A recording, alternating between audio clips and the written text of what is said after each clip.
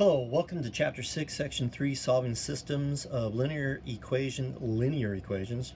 Kind of stumbled over my own teeth. Linear equations by elimination.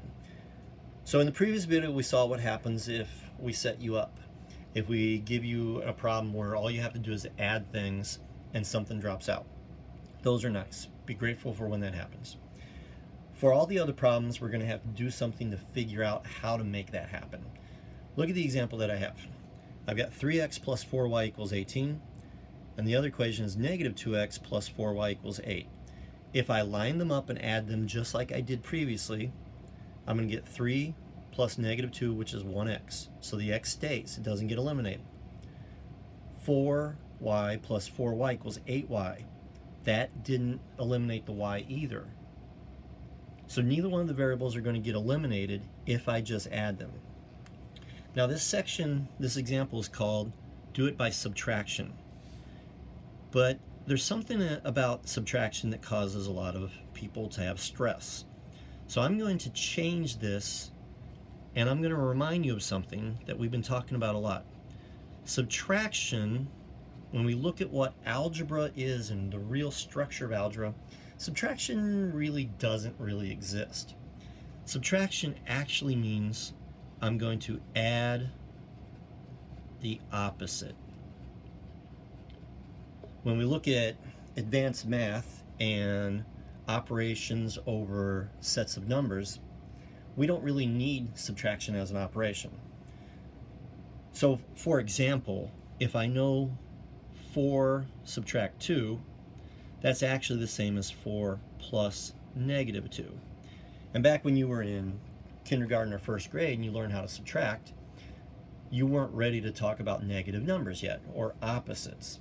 So that's why we always talk about subtraction. But now we're in advanced math, Algebra 1, and now since you already have some experience with negative numbers, we can say here's what was really happening the whole time. All right? How's that going to help us?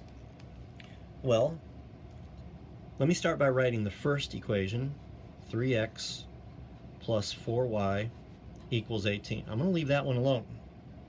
But watch what I do with the second equation. I'm going to subtract this equation. And remember, subtraction means adding the opposite. So what I really am going to do, and this is going to make it a lot easier, is I'm going to write this, but I'm going to change each of the signs. Negative is going to become positive. Positive is going to become negative, and positive is going to become negative. So negative 2x is going to become positive 2x. And if you want to put a plus in front of it, you are more than welcome to do it. Positive 4y becomes negative 4y. And now you're going to see why I did that. The thing is, though, just changing this to negative 4y is not enough. I have to change everything. So the positive 8 becomes negative 8. I'm going to write opposite right here.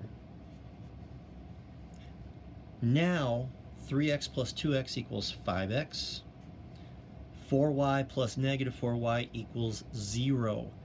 And that gives me my elimination. The y's got eliminated.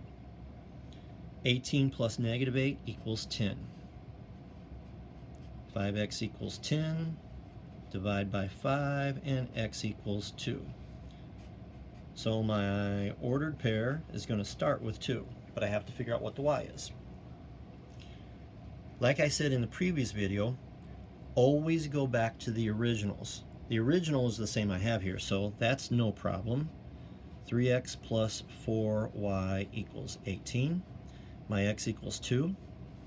So 3 times 2 plus 4y equals 18. 3 times 2 is 6. The opposite of adding 6 is adding negative 6. There's those opposites again. 4y equals 12. And divide by 4, I get y equals 3. So I think that my y is going to be 3, but let's check it with the other one. And I'm going to use this one because, and this is kind of hard because I know I didn't make a mistake. So I have to talk about what could have happened. What would have happened if I'd left this positive 8 I would have written 26 here, and I would have gotten 5x equals 26, and I would have gotten something other than 2. So a little mistake may have messed it up. But if I use this, I'm not going to be able to check and know if I got it right. Okay? Or more correctly, if I did make a mistake, I'll probably get a different answer, and then I'll know I made a mistake someplace. Okay? But it's kind of like if you make the same mistake in different places, then you won't know that you actually made a mistake. It's kind of hard to explain without actually doing it. Anyway, just remember this. Always go back to the originals. So I got negative 2x plus 4y equals 8. My x one more time is 2.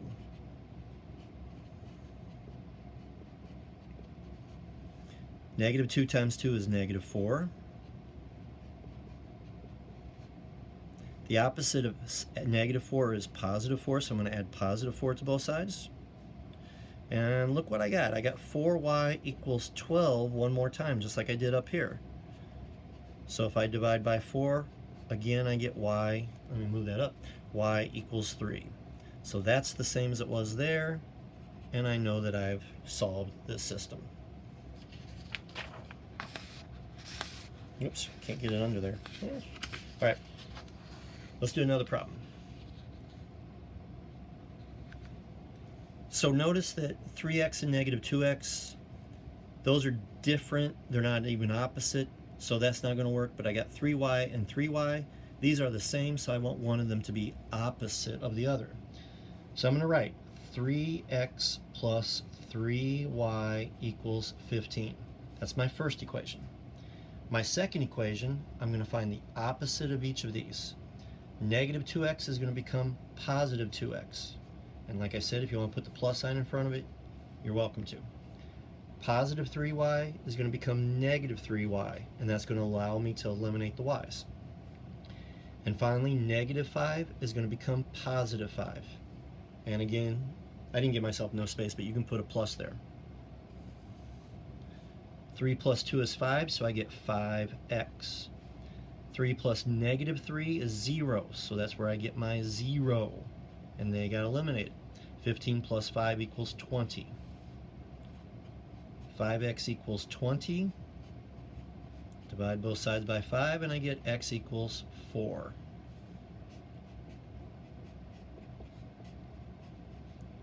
Now I got to figure out what the y is. So I go back to my original equations. 3x plus 3y equals 15. 3 times 4, replace the x with a 4. 3 times 4 is 12. The opposite of adding 12 is to add negative 12. I almost said subtract 12. I'm trying to be cautious about that. I get 3y equals 3, and that should be easy to figure out. Y equals 1. Now let's go back and use this one, not this one, but this one.